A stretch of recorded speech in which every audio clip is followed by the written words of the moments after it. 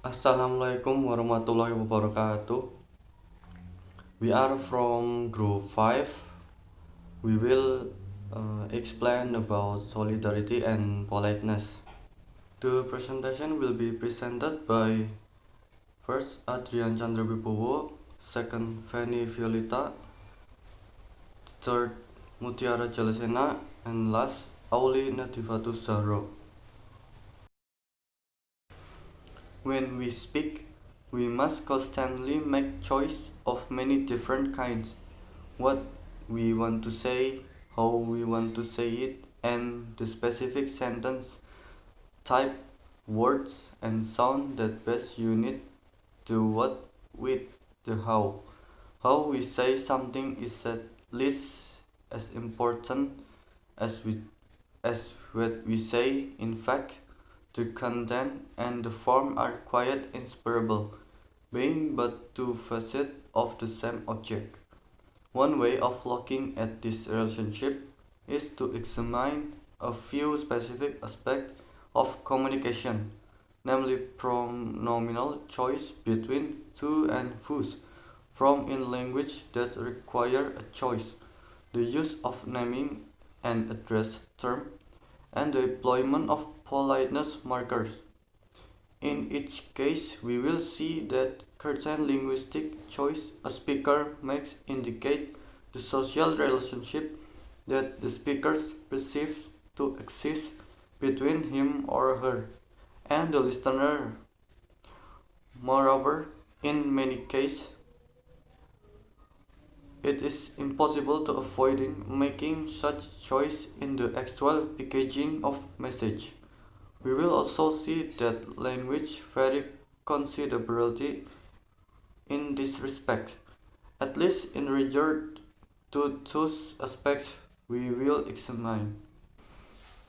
Now I will explain solidarity. Solidarity is a scale of perceived like-mindedness or similarity of behavioral disposition between a speaker and address deriving from the similar background, acquaintance, or personal characteristic. Solidarity is unity as of a group or class which produce or is based to unities of interest, objective, standards, and sympathies. It refers to the this in a society that binds people together as one. What forms the basis of solidarity varies between societies. In simple societies, it may be mainly based on kinship and shared values. In more complex societies, there are various theories as to what contributes to a sense of social solidarity. Now, politeness. From Brown and Levison in 1987 defines politeness as redressive action taken to counterbalance the destructive effect to face threatening acts. In the other meaning, politeness is the practical application of good manners or etiquette so as not to offend others. It is a culturally defined phenomenon, and therefore what is considered polite in one culture can sometimes be quite rude or simply eccentric in another cultural context. Well, the goal of politeness is to refrain from behaving in an offensive way so as not to offend others and make all people feel relaxed and comfortable with one another. This culturally defined standards at times may be manipulated. Next material will be presented by Fanny Violeta. Tu and vous. Many languages have distinction corresponding to the tu and vous distinction in French, where grammatically there is one, ti, and vous. But usage requires that you use vous with individual or certain occasion. The ti form is sometimes described as the familiar form and the vous form as the form polite.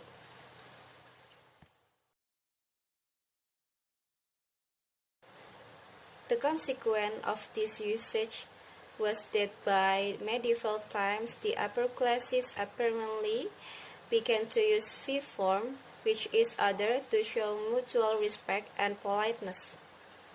However, T form persisted so that the upper classes used mutual vous. The lower classes used mutual tu, and the upper classes addresses the lower classes with ti but reserve vous. This latter asymmetrical TV usage therefore came to symbolize a power relationship. It was extended to such situations as the come to symbolize a power relationship. It was extended in such situations as people to animal, mister or mistress to servant, parent to children. Symmetrical vous usage become polite usage.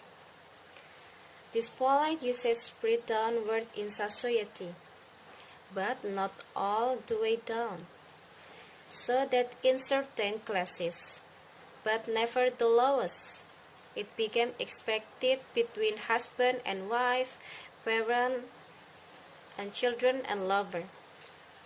Symmetrical T usage was always available to show intimacy, and its usage for that purpose also spread to a situation in which two people agreed they had strong common interests, a feeling of solidarity.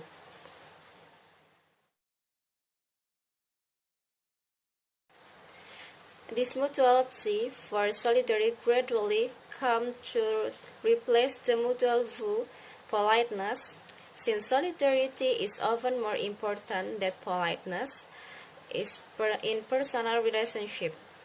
Moreover, the usage of the asymmetrical TV to express power decreases, and mutual vous was often used in its place.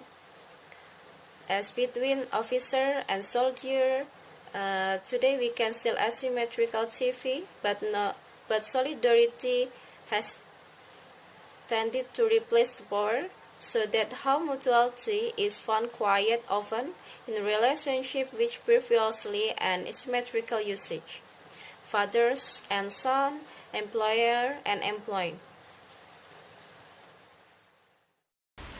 Okay, next slide by me. Others term is a word for speaker to speech partner in the conversation process in various situations, such as other words to call, mention, and requirement someone. Others terms are used because they have an element of politeness. So, an additional addressing term is used to address someone according to their politeness or rank. Okay, next slide. Example of addressing term. First, formal addressing term. Formal addressing term is usually used in professional contexts such as academy, government, medicine, religion, and the military. Example, first, professor used to address a school or university faculty member. Second, king used to address members of the royal family, include breeding prince and princess. And the last, doctor. Second, informal addressing term. Informal addressing terms are used outside of a professional context and include terms such as nicknames, pronoun, and affectionate term. Example, baby, used to show affection for romantic partner. Second, dear, to show affection to a romance partner or close friend. And the last, Mrs., used to address a woman when the material status is unknown. Okay, the next slide explained by me, and in here I want to explain about politeness. In the practical application of good or etiquette to others, it is a culturally defined phenomenon, and therefore, what is considered polite in one culture can sometimes be quite rude or simply eccentric. In other cultural contexts, manners as not too often a way to be applied or a way of being kind so that the other person will not be offended, especially when we talking with someone or talking to another people. And this can also be seen from the cultural context in Indonesia, because Indonesia have a lot of culture, so we as citizens of Indonesia must know and learn about this culture. And we we we we learn about how respectful each culture is. And the next slide, degrees of politeness. Actually, according to Brown and Levinson, there are many factors that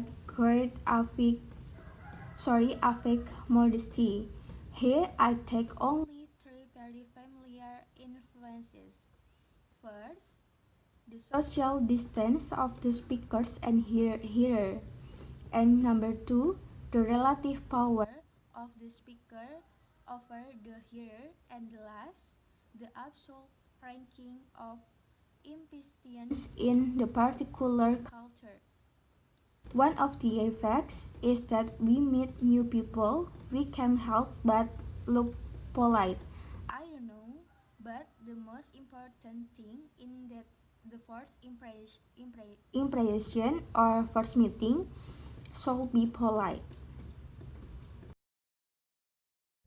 Okay, I think enough from group 5. Thank you for your attention. See you.